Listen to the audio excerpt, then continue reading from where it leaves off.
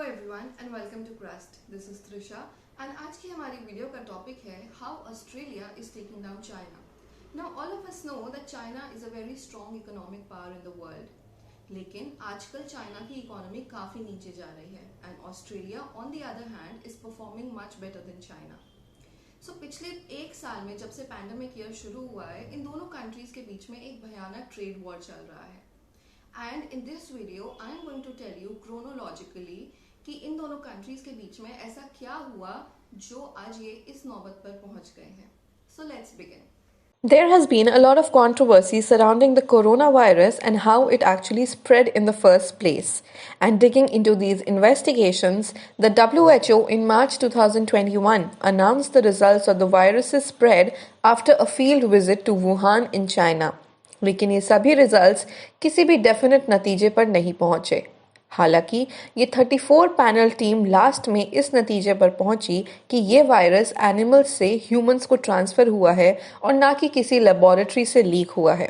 Now these results prompted 14 nations to dig further into investigations, and one of these was Australia. As Australia demanded transparency over the origins of the virus from China, the relations between the two countries sharply deteriorated. China, जो पिछले 10 सालों से Australia का सबसे बड़ा trading partner था, उसने अचानक से ये सभी टाइज बंद कर दिए। China used to import lobsters, timber, meat, wine and coal from Australia. In fact, Beijing ने अपनी सारी इंडस्ट्रीज को ऑस्ट्रेलियन कोल इंपोर्ट करने से मना कर दिया and the ships that had already been transported from Australia to China were left stranded on sea for almost an entire year. ये शिप्स एक पूरे साल तक कोल को चाइना के शोर्स पर अनलोड करने का वेट करते रहे and this entire supply chain was visible through NASA satellites. This was China's yet another hasty economic policy that led to the famous China blackouts. The provinces in China's northeast have been facing severe blackout crisis. Millions of homes have plunged into darkness due to these power cuts. और अब जैसे जैसे China में winters का time आ रहा है, ये problem और भी ज़्यादा सीरियस होती जा रही है and this could mean serious implications for the rest of the world. हालांकि चाइना का ये रैश डिसीजन होना पहली बार नहीं है। इससे पहले भी कई बार China has made very hasty decisions which have affected its people. So now let me take you way back in 1958 जब चाइना ने एक कैंपेन स्टार्ट करी थी जिसका नाम था smash sparrow campaign. This campaign was launched after the directions from Mao Zedong, जो उस टाइम चाइनीज प्रेसिडेंट थे। उनको लगा कि ये स्पैरोज बहुत ज़्यादा ग्रेन खाते थे फार्म क्रॉप्स में से and he thought that it was best that eradicating them would prove to be very beneficial for the Chinese farming sector and so he asked the people to kill all of these innocent birds. Even if we assume that each person residing in China at the time killed one bird each, more than 600 million birds would have easily been killed. And so what followed was that this bird species became extinct in China.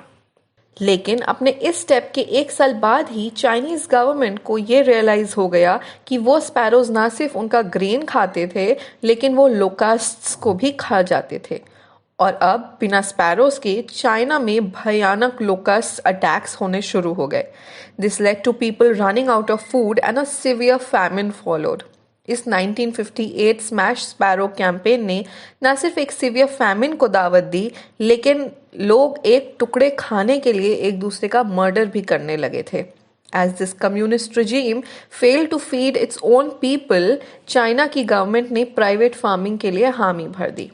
Now coming back to our current situation where China is on a trade war with Australia, this time again, China did not realize that it was very much reliant on Australia. China दुनिया भर का सबसे बड़ा coal producer है and 65% of China's electricity is generated through coal. और China करीबन 90% कोल खुद ही produce भी करता है, लेकिन अपने इंडस्ट्रियल पर्पसेस के लिए China solely depends on Australia. और 2020 से पहले Australia was China's biggest coal importer. इस वजह से 2020 से लेकर आज तक चाइना के coal reserves kept on depleting. Adding fuel to fire, कुछ टाइम पहले कुछ एशियन कंट्रीज में सिवियर फ्लड्स आए थे जिसकी वजह से कोल माइंस बंद हो गए थे. So this time again, because of one hasty decision, China has started facing severe power outages. China ने काफ़ी सारे alternatives ट्राई करे अपने कोल रिजर्व्स को बढ़ाने के लिए. They tried importing from other nations, asked its mines to produce more coal, began cutting down on electricity from factories and houses, but इनमें से कोई भी alternative कारगर नहीं साबित हुआ. In the end, this nation was forced to do something it never wanted. वो ships जो चाइनीज वाटर्स में आकर बैन कर दिए गए थे, अब उनमें से कोल को चाइनीज कोस्टलाइन पर अनलोड करने दिया गया. Although some of these ships are still left stranded at the sea, others were rerouted to other nations. Now, how has all of this affected the world economy, you ask? In power shortages और blackouts की वजह से Chinese goods जो दूसरे Nations import करा करते थे उनमें डिले होने लगा. काफ़ी सारी कंपनीज ने अपने मैन्युफैक्चरिंग प्लांट्स को चाइना से शिफ्ट करके दूसरी जगह प्लांट कर दिया. According to Chinese officials, they now have coal reserves that will last only for 9 to 14 days. And with winter approaching, will the Chinese government cut more and more electricity from industries and households? अब इन सभी points को समझकर आपको क्या लगता है? क्या China अपने सारे बैन्स को लिफ्ट कर देगी और वापस इंपोर्ट्स अलाउ करेगी, या फिर वो ऑस्ट्रेलिया की कहीं उस बात को लेकर इनसिक्योर ही फील करते रहेंगे? On the other hand, Australia has helped showcase all of these insecurities of China to the rest of the world. It has also proved that Australia is one of the nations that can affect the economy of China directly.